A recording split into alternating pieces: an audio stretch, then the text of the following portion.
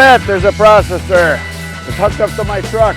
We're gonna take it to the wood yard and we're gonna do some wood.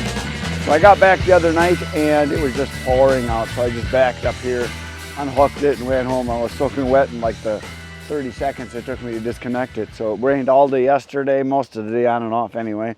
And it's supposed to rain this afternoon. So this morning I just hooked up the processor. We're gonna take it over to the wood yard. We're gonna disconnect it and then I'm gonna get the trailer put in place and I'm gonna process a little bit of wood because I got an itch and I gotta scratch it. It's time.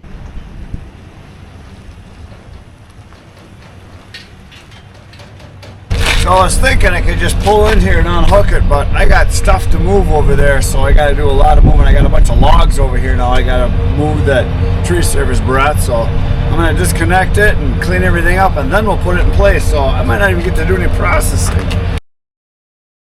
All right, so here's the scoop. I just connected the processor. I got that sitting off to this side. I got the trailer hooked up to my truck so I can back it in underneath the processor when I get it in place. But I have got all this stuff in the way here. So this has got to be moved, that's got to be moved. I got wedges over there.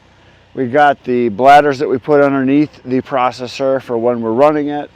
Those got to obviously come out of there because I got to park it right in here. But I got all these logs here which are in the way from tree service. Now there's 3 loads. I thought there was just 2, but they brought a 3rd one. A bunch of ash. There is some elm in there and there is some hickory in there. So first thing I'm going to do, I got the tractor started, I put the grapple on it. So I'm going to move all these logs back over to that far corner over there just to get them out of the way and put them in a place that are out of the way over there. And that's what I'm going to do first. So that's going to be a big job in itself because there's some big Mahamba Jambas there that I don't know that I can lift. I'm going to probably just kind of drag them and shove them. So that's what we're going to do. So let's get busy.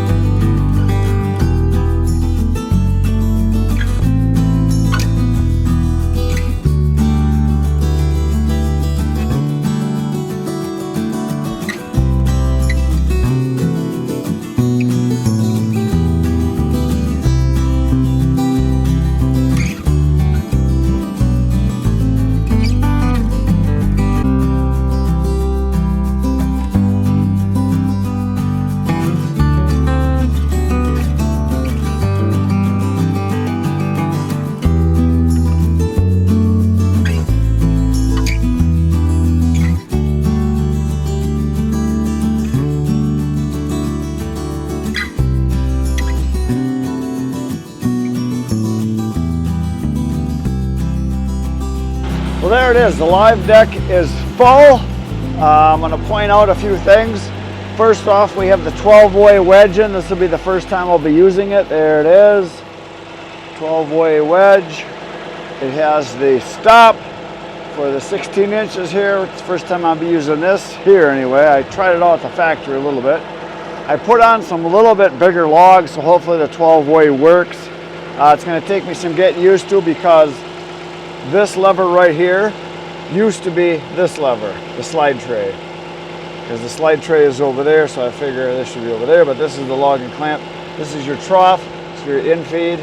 This is your log deck right here. So log deck right there, and then this is the slide tray here. So way over to this side, so it's the opposite of what it was before. So it'll take some getting used to. But yeah, I got her started up. It's not warmed up at all the way here. Let's turn the elevator on. There we go, and then let's hit some juice.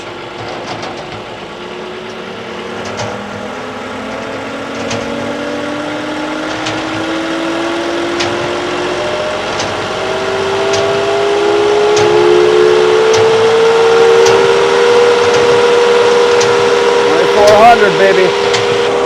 She is 15+HP.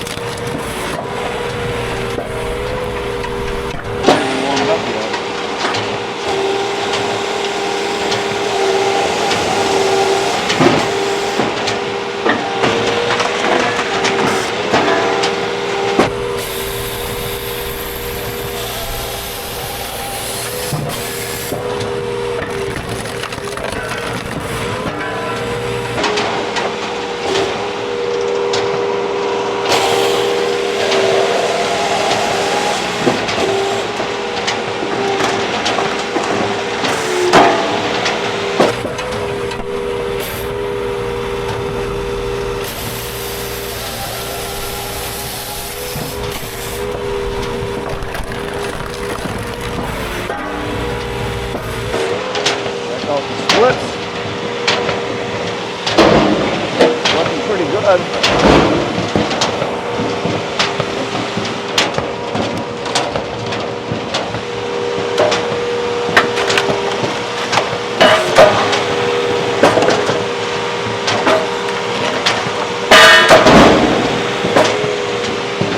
Ran us quite a bit faster.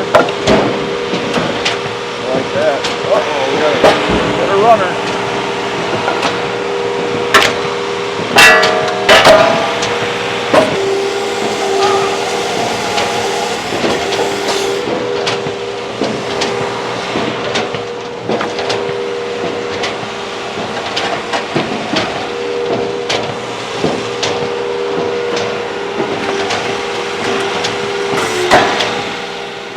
So here's the first run that we're doing with the new processor, the 15+HP, and I've got the 12-way wedge, and it was my first time using the 12-way, and what I discovered, you'll see it here, watch the wedge, because it's a floating wedge and because it's a 12-way, there's a lot of debris being held inside the wedge, and so what happens is as you split, more and more builds up underneath because you're not clearing it out all the way, and what happens is the wedge will ride up on you. So you're going to see me clearing it out here with resplits. So you can see the wedge kind of continually starts to climb just a little bit. Nice size pieces if you can keep it centered, but I think if I had bigger rounds for the 12 way, it would just stay centered where you want it. But these were just a little undersized for that particular wedge to get the right size pieces that I want. But the wedge just kept riding up and riding up, so then I'm grabbing pieces from underneath that are smaller that you'll flip back through and then clear it out. You'll see that coming up. But overall, it works really well. I mean, plenty of power. The ram is definitely faster than what I had in the past with the 1412. So here I'm grabbing some pieces that were underneath. Not terrible size, but I'm just going to resplit them and basically clear out. You'll see the top of the wedge, how it rides up, and I'm going to throw these in, and I'm clearing it out underneath so that it can settle back down. And so there, it's back down now. I cleared it all out so you can see what it does. So I'm going to keep processing some more here. And obviously, for those of you that don't know, every time you add a knife on your wedge, from a single to many, you're going to get more trash. You're going to get stuff peeling off like you see right there. So you're going to get more debris. It's just a fact. There's nothing you can do about it. Every processor is the same way. When you try to cram, like they say, you try to cram 20 pounds of crap into a 10-pound bag, something's got to give. So you get the peels like that. It happens. But if you want to process wood without having to ever do resplits, and you're willing to give up a little debris, that's what you're going to get, just the way it is. I had the same thing with the Easton made that I had multiple wedge that I could split with. You would get all kinds of debris. It just happens. It's true of any machine. But anyway, the machine is way faster. The ram is way faster going in and way, way faster going back. The saw cuts a lot faster. This is hard maple we're doing, and it cut through it just like a hot knife through soft butter. Worked really good. This machine is easily 50% faster than the other one that I had, the 1412. The Doosan diesel engine that's on here, definitely more powerful. It doesn't bog down at all. And I see that in a lot of small processors, especially ones that have small Honda engines. They just don't quite have the power, the gas engines that is. But the diesel, world of difference. Probably worth it, in my opinion, to get the diesel no matter what kind of machine you're getting. Unless you're just trying to go, with something that's lower cost to get into it, like the 1412 with the gas engine. Very adequate, but it is not nearly as fast as this diesel. So in my opinion, spend the extra money, get the diesel. But that's just me, I'm weird that way. So here I'm just clearing out the wedge again. You can see it dropping down as I clear it out. Just kind of keep shoving pieces in and kind of doing the resplits. Now, major production, you would just ram them through and go, go, go. But so here is doing some resplits. You can see them coming.